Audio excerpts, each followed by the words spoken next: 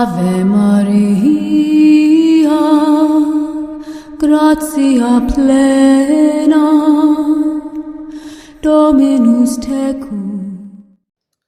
இயேசு கிறிஸ்துவில் பிரியமான சகோதர சகோதரிகளே, எப்பொழுது மகிழ்ச்சியாக இருங்கள், இடைவிடாது ஜெபியுங்கள், என்ன நேர்ந்தாலும் இறைவனுக்கு நன்றி கூறுங்கள். இன்றைய நாளிலே நாம் ஒவ்வொருவரும் பழவேற்காட்டிலே இருக்கக்கூடிய மகிமை மாதாவை பற்றி சிந்திக்க அழைக்கப்பட்டிருக்கின்றோம். மகிமை பெற்ற ஒரு மாதாவாக, இறைவனுடைய மகிமையை முழுவதுமாக நமக்கு பெற்றுத்தரக்கூடிய ஒரு மாதாவாக இந்த மகிமை மாதா இருக்கக்கூடியவராக இருக்கின்றார். இந்த பழவேற்காடு என்ற இடத்திலே எப்படி மகிமை மாதாவினுடைய அந்த பக்தி உருவெடுத்தது என்று பார்த்தோம் என்றால், 1500களிலே பார்க்கின்ற பொழுது இந்த போர்த்துகீசிய அந்த கடல் மாலுமிகள், கடலிலே பயணம் செய்யக்கூடியவர்கள் எல்லோருமே பார்க்கின்ற பொழுது தாங்கள் பயணம் செய்கின்ற அந்த படகிலே அன்னை மரியாளினுடைய சுரூபத்தை தாங்கி செல்லக்கூடியவர்களாக இருப்பார்களாம். ஏனென்றால் அன்னையினுடைய பாதுகாப்பு கடலிலே பயணம் செய்கின்ற பொழுது நிறைவாக இருக்க வேண்டும் என்பதற்காக போர்த்துகீசியர்கள் இந்த மாதாவினுடைய சுரூபத்தை தாங்கி செல்லக்கூடியவர்களாக இருக்கின்றார்கள். இவ்வாறு வங்காள விரிகுடா அந்த கடலிலே பயணம் செய்கின்ற பொழுது 1500லே இவர்கள் தவறி அன்னை மரியாளினுடைய சுரூபத்தை கடலிலே தவறிவிடக்கூடியவர்களாக இருக்கின்றார்கள். இந்த சுரூபத்தை இந்த கடலிலே மீன்பிடிக்க சென்ற மீன்பிடி மக்கள் அந்த வலையை எடுக்கின்ற பொழுது வலையிலே அன்னையினுடைய சுரூபத்தை பார்க்கின்றார்கள். ஆனால் ஒரு மரக்கட்டை என்று நினைத்து அவர்கள் அதை கரையிலே போட்டுவிட்டு செல்லக்கூடியவர்களாக இருக்கின்றார்கள். இதை ஒரு விறகு வெட்டி பார்க்கின்றார். அந்த விறகு வெட்டியானவர் ஒரு பெரிய விறகு இருக்கின்றது என்று அதை இழுத்து வந்து அந்த தன்னிடம் இருந்த அந்த கோடாரியால் அந்த கட்டை என்று நினைத்து அன்னையினுடைய சுரூபத்தை வெட்டக்கூடியவராக இருக்கின்றார். விழாவிலே அன்னையினுடைய சுரூபத்திலே வெட்டுப்பட்ட அந்த தடமானது இன்றும் இருக்கின்றது. அவ்வாறு அவர் வெட்டிய அந்த இடத்திலிருந்து இரத்தமானது பீரிட்டு இந்த விறகு வெட்டியினுடைய கண்களிலே படுகின்ற பொழுது அந்த விறகு வெட்டியானவர் பார்வையை இழக்கக்கூடியவராக இருக்கின்றார்.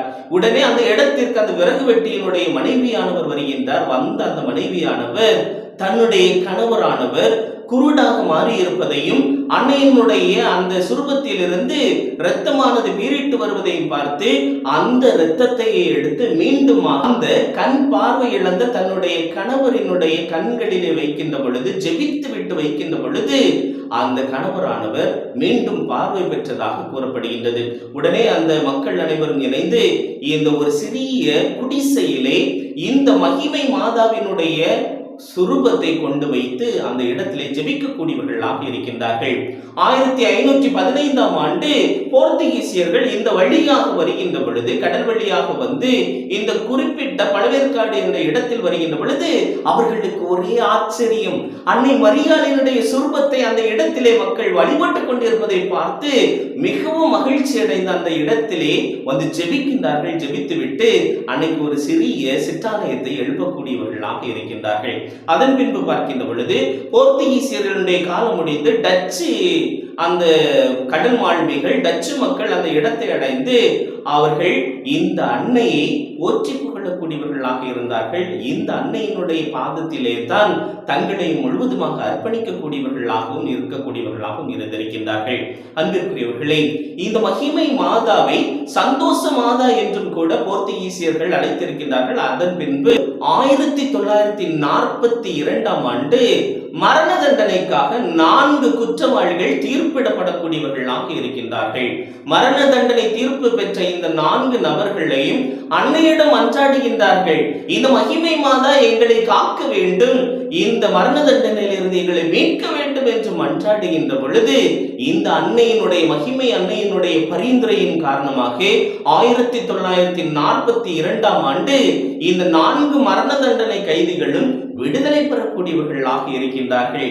என்ன ஆச்சரியம்! அன்னையினுடைய பரிந்துரையில் இவர்கள் 4 பேரும் விடுதலை பெற்றதை உணர்ந்து அந்த ஆண்டு பிப்ரவரி மாதம் 2ஆம் தேதி 1942லே சந்தோஷ மாதா என்று அழைக்கப்பட்ட அந்த அன்னையானவர் மகிமை மாதா என்று பெயர் சூட்டப்பட்டு மகிழ்ச்சியோடு இன்று மக்களால் கொண்டாடப்படக்கூடிய ஒரு தாயாக இருக்கின்றார்.